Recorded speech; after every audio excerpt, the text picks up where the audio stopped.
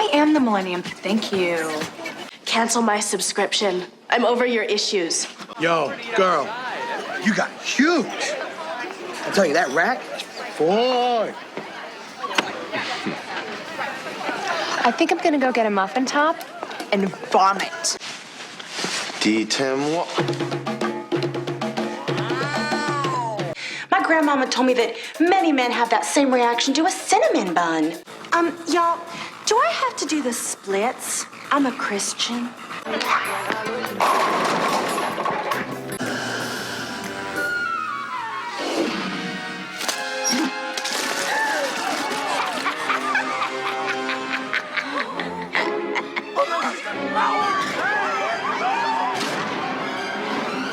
Nick, you don't have the power of telekinesis, do you? Not since I got on Wellbutrin. Why? Oh, nothing. Hey, but still a plastic bag on your body. Oh, silly goose, don't you know? It's hobo chic. Yeah, it's the latest trend from Gay Paris. As always, when it comes to Kennedy High Couture, I lead the way. Talcum Scale? I know this company. It's a diet plan targeted specifically at unhappy teenage girls. I saw it on a talk show called Horrifying Trends.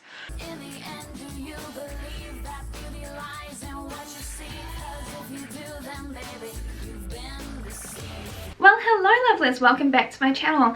As I said last week, I needed something light and fluffy to talk about, and that is definitely what we're going to be tackling today because I don't need any more sadness in my life, thank you. Now, this is super niche, but I really wanted to talk about it, and I saw some people comment in my 2000s videos that you wanted me to talk about the show when I mentioned it, so you're welcome for like the 3 people that wanted that. Now, this is the truest of Y2K shows because it aired from 1999 until 2001 and it captured literally everything about the millennium. And I've got good news for you lovelies. It is available on YouTube for free and I'll have it linked down below if you haven't watched it already. If you have and you just want a reminder, I will of course be giving you some trigger warnings though because hey, this is a Y2K show. It's got some problems.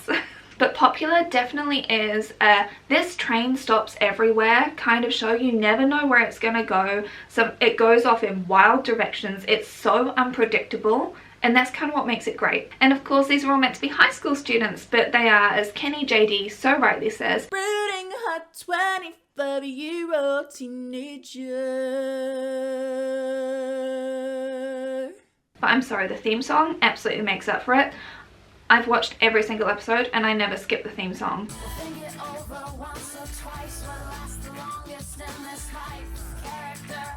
And the thing that I find the most wild is how progressive this was at the same time as being backwards, and it's just this whole wild mess of a show. But of course it still does have issues, so I will have a bit of a trigger warning in case you are going to be going to watch that before I carry on, and I'm going to try not to spoil things for you, but you can actually watch the show and enjoy it whilst knowing some of the things that are going to happen. Trigger warnings because the 2000s. ED and ED jokes throughout the entire thing. Fatphobia, homophobia, transphobia, racism, addiction, and also slurs are used in the show, but I'm not going to be including them here. So yeah, if you can handle those things, then please go and watch the show. You can come back here or just watch this and just enjoy this show that you'll never have seen, but perfectly snapshots a time that absolutely existed. And I remember attitudes like this so vividly, and in some cases we haven't evolved at all. So without any further ado, let's get into the show Popular. Look at them. They all dress alike, talk alike. They're terrified of having an opinion or being different, because then they risk being judged. They're like cattle. No, sheep. You know what? I'm bored with being corralled in a safe little pen. That's why I'm gonna get my nose pierced. I am so worshipping your Gwyneth-ness. Calvin. So Calvin.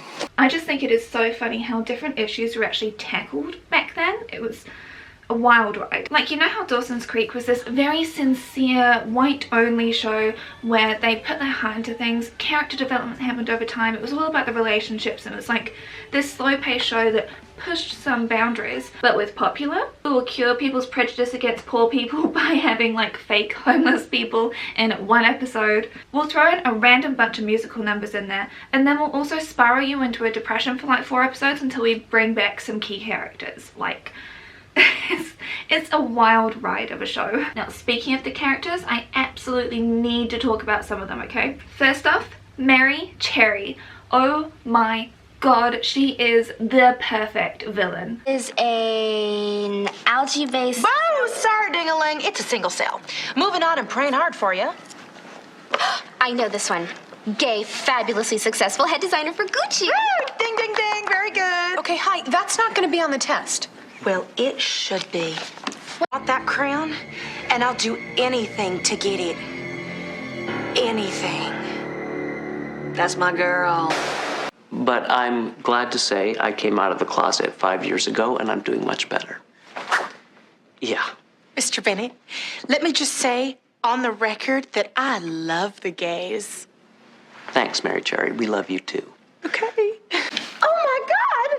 Am I blind? Why is everything so white? Because you're staring at my lab coat. You're fine, Cherry. Just slightly singed.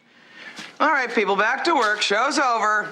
Just staring at us. Coveting our lives. Our men, our plastic surgery.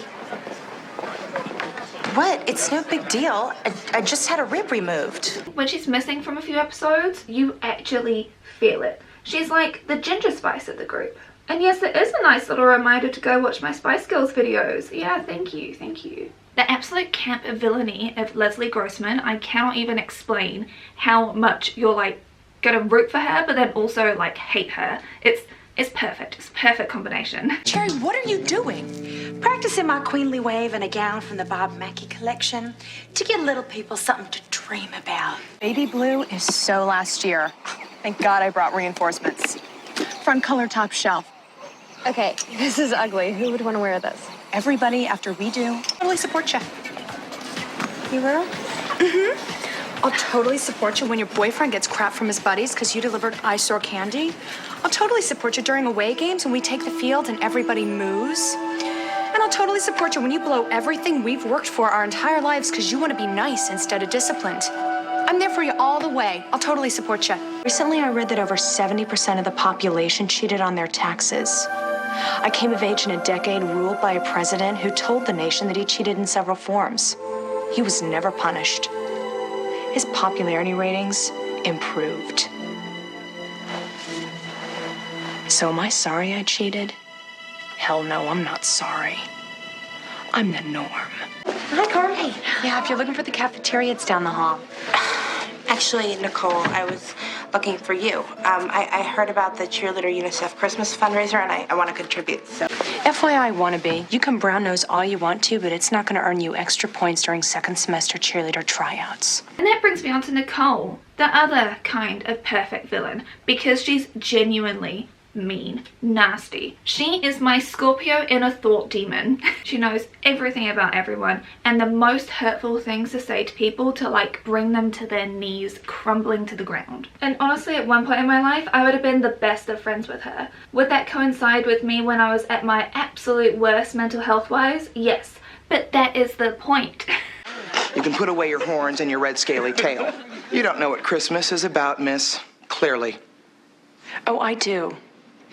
It's the time of year when the suicide rate is highest, when lonely, deluded people pretend to feel comfort and joy and then crash 2 weeks later because all they're left with is credit card debt. Christmas is just a silly holiday kept alive to bolster the National Economic Index and relieve a little guilt.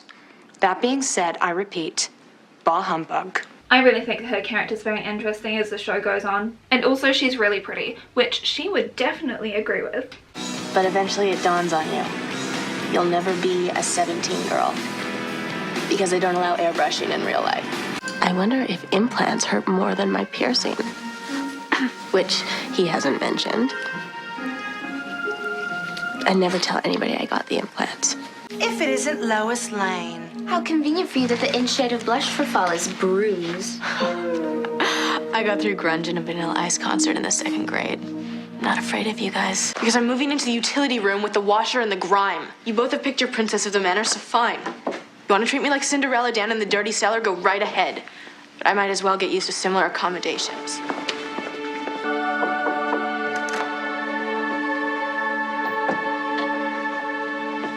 The pretty N-log, Sam. The incredibly accurate portrayal of what an N-log actually was like back then. I know, because when I was a young teenager, like when I was a kid, I fully was like Sam. Because wow, was she as a brat. But honestly, I thought that she was so pretty, and her eyebrows, I just have so much appreciation for her eyebrows.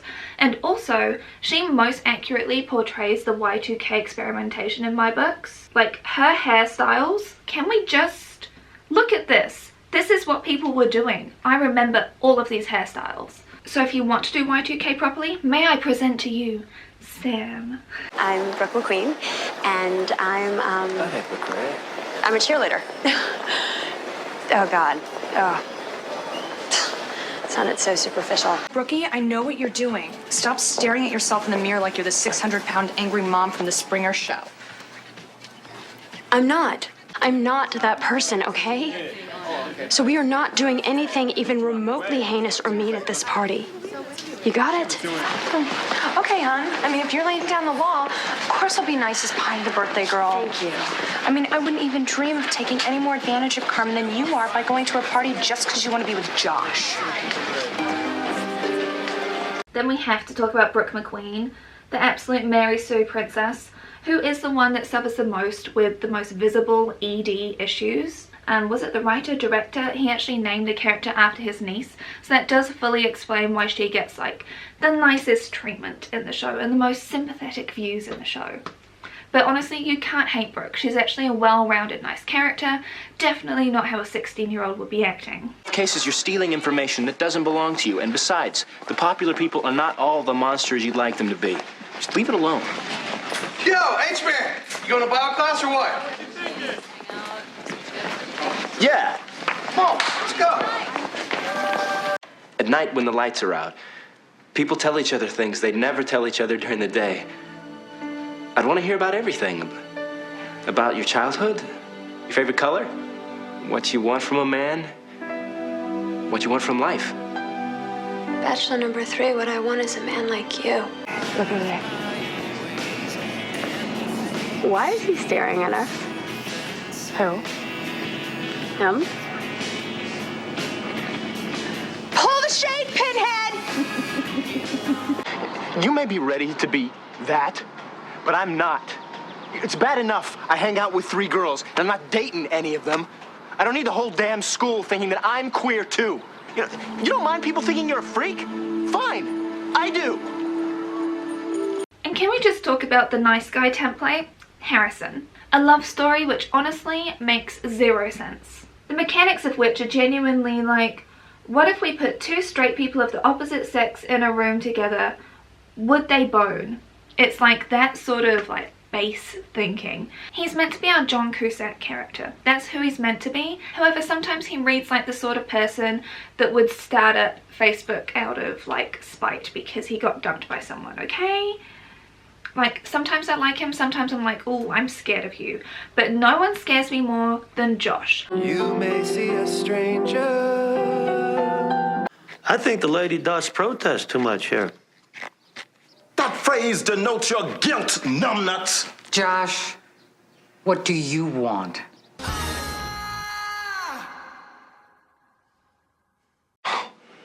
Lily, why don't you admit what's really going on? You wanted a little male attention, and that's why you wore that outfit. Why should I have to defend myself? I was the victim here. I am so sick and tired of hearing this victim crap. I did exactly what you were hoping for. I noticed you. And now you've dragged me and everyone else into this useless weekend. A weekend I should be spending with my family. But thanks to you, I probably don't even have a family. And if that wasn't enough, you had to go and poison your friends' minds as well. Look, I don't know what your problem is, Lily. Maybe you're bitter. Maybe you're insecure. God, maybe you just can't take a compliment. I don't know. But I did nothing wrong. Listen, okay? Just deal with it. It's not like I hit you. You What's scary, Josh? You're behaving exactly like your father. Wait, I'm sorry. Josh is the Tiki Torch carrier of 2017. Genuinely, I do not care that he changes a little bit during the show. Josh Ford walked so that Troy could run. Yes, another thing that Disney stole, because this was the high school like jock, the absolute most popular guy in school that really wanted to be appearing in the play, but his father didn't approve of it, and oh my god, we've got the theme of High School Musical. Like for the first time somebody saw me. And anyway, the next day I went and signed up for dance classes. She's really good. Good and plenty. The best one. Yeah, you were the best one. Then why wasn't I picked? Because you're fat. I didn't make the rules. Now, Carmen, such a good and interesting character. We actually have our first like more full-figured person actually represented in a more positive light, and then real struggles around that. She barely appears in the later season 2, and I'm just here like, why would you do that? She was a really good character, and I really appreciated that the work that they did around unpacking all sorts of stuff. She just becomes like a background Mary Sue, and if you know the show, you'll know what I mean. I'm not gonna dissect this frog. I don't think it's moral and it goes against what I believe in. Mary Cherry, what are you wearing? It's a cocoa mink with chinchilla trim. I'm breaking it in for fall winter. Are you kidding me? It is criminal to wear fur. To make that single coat, over 175 minks were anally electrocuted. That's torture. No, that's fashion. Even though you think you didn't win, you did, Carmen. Yeah, you did. You tried. You stood up for yourself, and that is the real victory. The failure's in letting the moment pass you. Teenagers are gonna have sex no matter what authority figures say. If you won't let me pass out condoms, what are the alternatives here? I say do what works for me. Stay home on Friday nights, pet the cats, and watch Providence. And then we have to quickly talk about Lily. She is a negative stereotype of every activist or trope or anything put into one scapegoat character. Sometimes you're like, wow, that's very progressive of you. Just because like in today's world, she's basically like Gen Z in terms of like pointing out the many issues with the world and all that other stuff.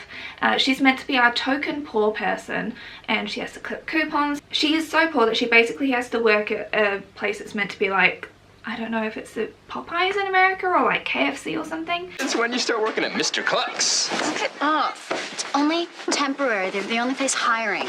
Got my mother off my back, okay? And I might be able to do some good there. You've been boycotting poultry products since you had training. Yeah, okay, your point. Isn't working at a chicken shack just a little hypocritical? No, not if I'm on the inside pushing side dishes.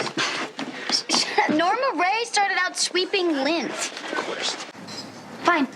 As long as you're aware that most poultry is raised in dark, waste-ridden cages where it's force-fed hormones and antibiotics. And this is a vegetarian that has to do that, but her mother forces her to work there. But then at the same time, she can just casually drop $5,000 to try and save a lobster's life.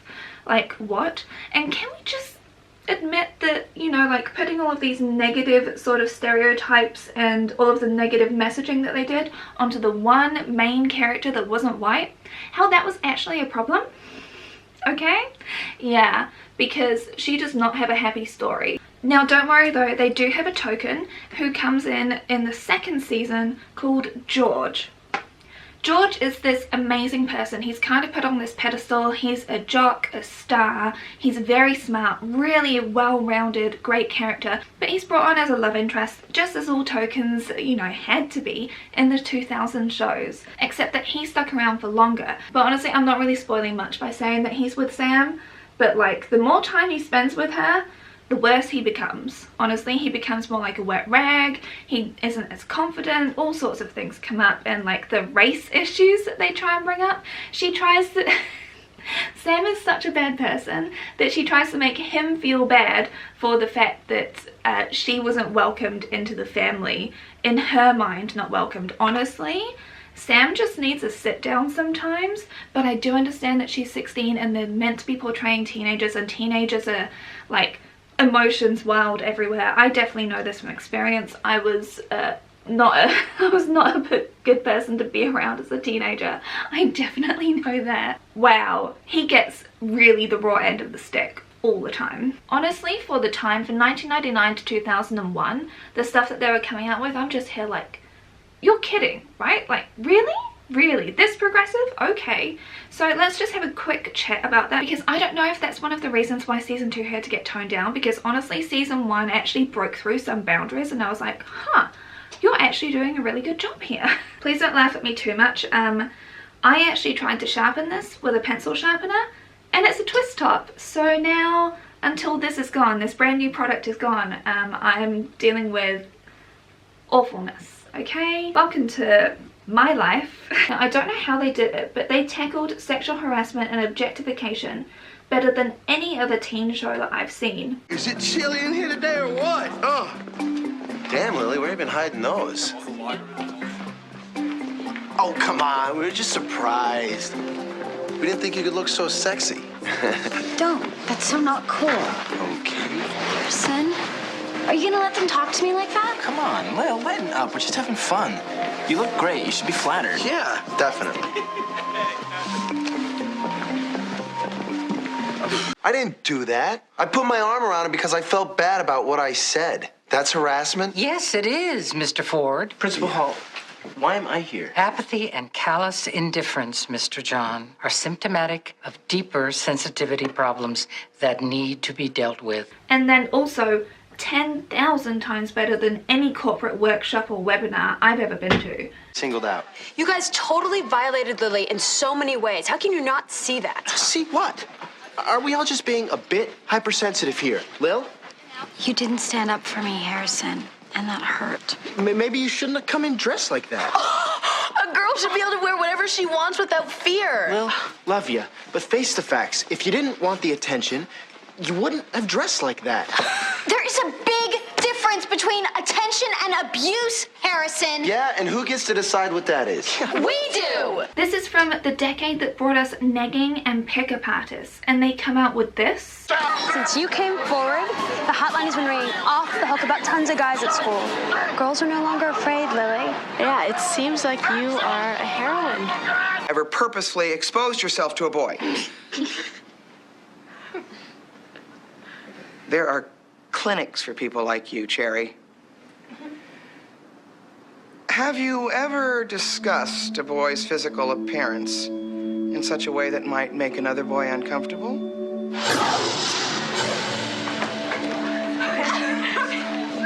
Oh, wow. You know what I just realized? Josh has a muffin butt. Yeah, it's like two puppies romping under a blanket. Really?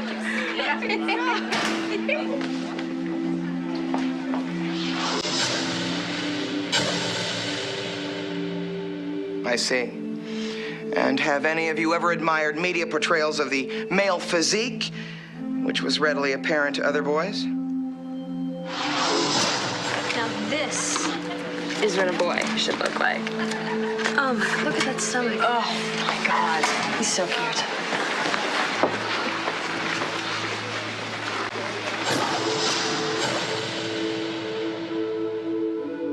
Ladies, I have just one more question. Are any of you guilty of sexual harassment?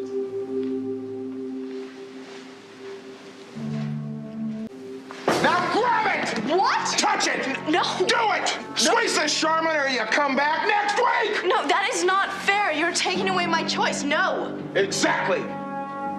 Recognize that feeling. That's what harassment is all about. Taking away somebody's choice not to be touched. Taking away somebody's choice to be left alone! Now, how they handled homophobia, though, questionable. Celebrate homogenization, Bet you go for some homogenization, couldn't you, Joshy? Miss Glass, can you ask these guys to stop it? It's not cool. Okay, so we gotta drop the... Don't get off your soapbox, Jane Fonda. Nobody's getting hurt here. How do you know that? Miss Esposito, mind your own business. Honestly, if you've been bullied or had any sort of harassment due to homophobia, you may find this episode in particular quite challenging to watch. I'll just sort of describe what happens, okay? So Lily tries to out someone, because of course she would, because she's written to be like the worst character with the best of intentions, but like always screws things up. And then the person that they tried to out writes a slur. Slurs are used throughout this entire episode really harshly. And then Lily creates a support group which basically outs anybody that tries to join it, to the point where they basically have to say no homo if they want to join it. Harrison, you can be secretary. I'm in. You're not gay, are you, Harrison? No, it's okay if you are. I just want people to know that I'm not. I'm not gay, but my mom is. Besides, we know you're not gay. You don't dress well enough. I know what club this is. I'm just a little nervous. You don't have to be gay to join, do you? No, not at all.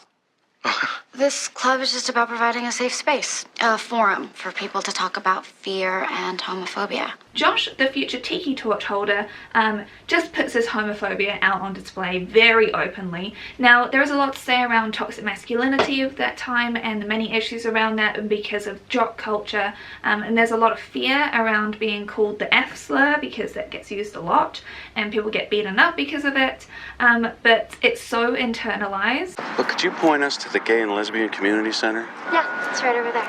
Is that where you just came from? Uh-huh. That's what I thought. What's the matter? You don't like what we have to give you? Leave us alone. Well, you don't even know what you're missing. There is absolutely one spark of joy from this episode that I want to talk about though, and that is the most wretched teacher ever. Like, I'm just going to call them Bobby. From the start, they get called sir all the time, and I initially was like, wow, this is really progressive. That's really awesome that they're actually addressing someone by the pronouns that they want to be addressed by. Fantastic. This is in 1999 to 2000? Oh my god, we're ahead of the curve. No, no, no, of course not. We have to have some toxicity in there, because the only reason that the kids were even calling them that was because it was a woman that acted and looked like a man. So they were misgendering them on purpose the whole time. All of my illusions are just shattered around progressiveness of this show. But it does get addressed with the fact that they did that to bully them, and it was so bad that the teachers also took it up. Everyone calls them sir. I want to apologize for calling you sir. We've all done it. I've done it, and you've never once reacted to it. I didn't realize until today how that word must hurt you. It does hurt. Well, this is for you. It's a petition that I circulated. Everyone who signed it has agreed to stop calling you sir. We decided we'll just stick with Claw. Everyone just took on this nature of bullying this person that clearly wanted to be seen as being a female, but because they didn't fit stereotypical feminine stereotypes, they got called sir all the time and purposely misgendered. I just think that's very disgusting that everyone, the teachers, everyone was really on board with it. Can I just say that Bobby really makes the show in a lot of ways though. Perfect antagonist teacher, very deadpan hilarious, plays other characters as well, very funny. In a confessional sort of episode, a couple of characters confess that they actually kissed each other, but of course this only happens for girls to do that. Boys kissing boys is still not even a thing that people like today. I mean, look at Lil Nas X. They do kind of try and address this in a way to try and be a bit more inclusive, and I guess it does sort of accurately show the internalized homophobia of the time. Still sort of like, this is a token as opposed to actual exploration of the issue. What's their Achilles heel? They're guilty of terrible discrimination practices. I already know about one wrongful termination. There may be more. Can you prove it? Actually, no. Listen, Donnie, listen to all of you. Never say no. Especially if you got Cherry behind you holding her bank book and wearing steel-toed cow patty kickers. Let's take them out. The only reason you're here today is because my kids bought your company, and like it or not, your job's on the line, mister. Also discriminate against minorities and people of color. What's going on here? Oh, look, another question. And this one's from my sweet little girl. Thank you, Mama. Mr. Bainerworth, how do you plead to the charge that you wrongfully exterminated a lesbian lady? Oh, I'm sorry, Mama. terminated? She may not be smart or pretty, but she's loyal as a Rottweiler. We didn't wrongfully terminate anyone. Yes, you did, Bobby Bigot. And I just aired your dirty discrimination laundry to the whole world, which you deserved. You're fired. Fake, stupid anchor people, back to you. This is one thing I was not expecting. They fully embraced someone that transitioned. And this was all done in the space of one episode, mind you. On a more personal note, as of tomorrow, I'm going to be looking a little different than you kids are used to. But please know that I'm still the same old teacher and you can count on me.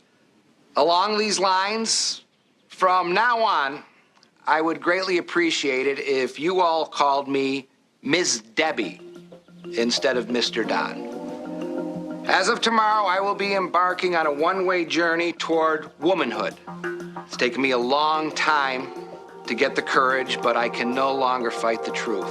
The kids have to kind of come to terms with this, and you have this whole thing unfold around like how the teachers react to it, how the parents react to it, the PTA, all of that usual stuff that you'd expect. And we definitely have some people's favorites be like, oh, I don't think I'm comfortable with this, and whatever other issues that you still see the arguments of today. I don't think I feel comfortable in there anymore. So switch classes, hon. I say drop Mr. Doubtfires and avoid the nightmares. You think he still gets any? Dude, don't make me go there. Guys, she's gonna hear you. She? Well, maybe you should join her on the dark side, Harriet. How long is this charade gonna go on? It's not a charade. To get the operation, to pass a psychiatric evaluation, I have to live as a woman in society for a year. Don, what the hell happened to you? We went fishing together, lifted weights, bowled in the same league. I can still do all those things, Bobby. I'm still the same person. You're not the same person. You turned Nancy on me, and we don't think you should teach here anymore until you figure out who the hell you are. Right, Bennett? Sorry, Bobby, I really don't want to get political here. I will have to say a lot of the terminology used is really off and completely inaccurate. There is definitely transphobia kind of on display to prove a point. If this was done today, it would have been handled better, and it definitely is kind of like done in a school production sort of way to handle transphobia. But the thing is that this still came out on quite a popular show, even though it didn't have the longest running, and I think that's very impressive. How do you always look so beautiful and overly made up like expensive call girls? Well, Miss Debbie, stop. I'm blushing. And that shade of blush just happens to be the perfect color that would offset your eyes, Miss Deb.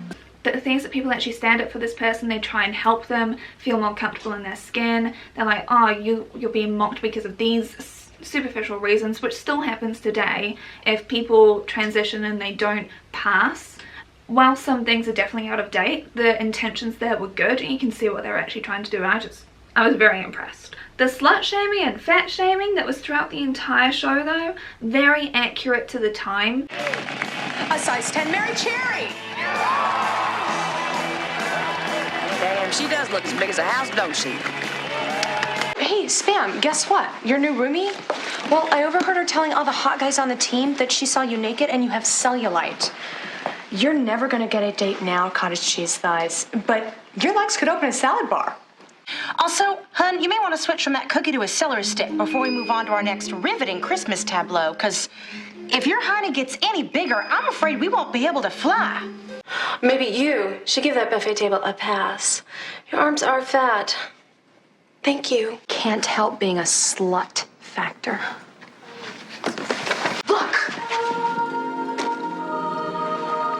There's an ample and tasty meal here of a celery stick and a bouillon cube. And a dime-sized breath mint for dessert. Girls, our contest begins right now. Mr. Calorie, the results, please. Your results, heifers, are identical. Damn, we weigh the same again. It's because we haven't eaten anything in 3 days. God, I never should have snuck that sip of water last night. I'm such a pig. Though it did definitely get a parody edge in a lot of cases, it's very much like, I heard people say things like this, I definitely said things like this. And if you want more of a background on all of this, watch my 2000s trilogy. I'm just calling it that from now on. I do just have to note there are quite a few racist issues in the show, like with people wearing a, I don't know if you call it brown face, I think you would, definitely in this case, and just Mary Cherry doing this in general. So yes, the show is definitely carrying a lot of flaws. And watching this show made me realize why I love shows like Crazy Ex-Girlfriend and The Owl House so much, because it's very meta at the same time. Like there's a lot of like parody, we know what we're doing sort of thing here, and like lots of like camera winks and stuff, because they knew the sort of thing that they were dealing with and they're kind of making a parody of it. It's very, very funny because they have some of the best musical numbers in this show. You just have a wild time. You never know when they're coming. They are just like thrown in there willy-nilly, and you just sort of like, oh, okay, we're here now. And again, a lot of it comes down to one of the best characters, which is Mary Cherry. I don't care what you say. She really is an absolute gem.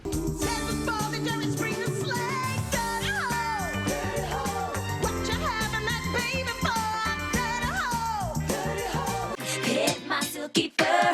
You don't have to feed me or give me rabies shots. I'm gonna shut you down, class. Forever. Signed, very hazardous duties.